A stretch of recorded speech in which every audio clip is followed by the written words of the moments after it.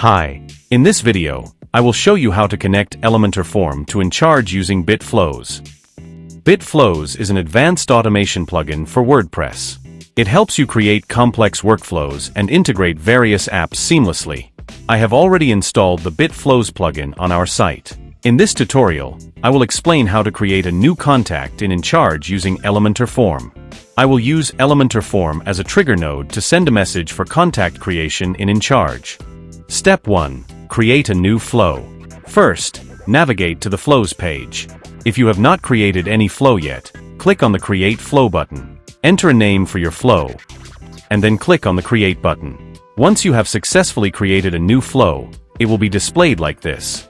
Step 2. Add Elementor Form as a trigger. Next, let's add Elementor Form as a trigger in our workflow. To do this, click on the plus icon. A pop-up will appear. From there, search and select Elementor Form, Form's new record as the trigger. After that, click the Listen Response button. Then I will submit a test response from Elementor Form. Once the form submission is completed, the response will appear like this. The data will now be available in the next flow step as a variable to map. Finally, close the Trigger tab. We have successfully added an Elementor Form trigger to our flow. Step 3. Add an action.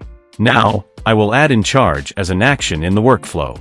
Click the plus icon again, then search and select Encharge, Create Contact as the action from the pop-up. Next, select an Encharge connection from the drop-down menu. If you don't have any existing connection or want to create a new one, simply click the Add Connection button. Here, write a name for your connection. Then you will need to provide an API key to establish a connection with Encharge. To get your API key, visit the Encharge API Keys page. Now copy the API key, then return to the BitFlows builder and paste the API key into the value field. Then click the Connect button. Your Encharge node is now successfully connected to BitFlows. You can also add tags from the drop-down menu that you have already created in your Encharge account. Now, I will map the fields from the Elementor Form response to the Encharge fields.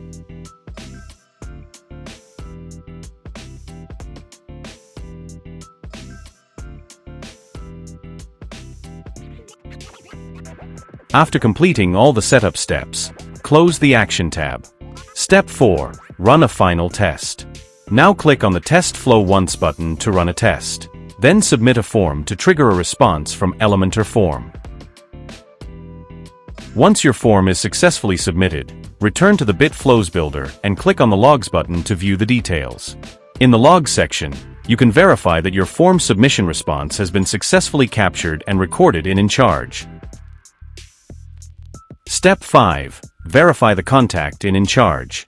Finally, go to your Encharge dashboard and click on People. Here, you will see that a new contact has been successfully created in your Encharge account. That's all for this tutorial. Thank you for watching, and I will see you in the next video.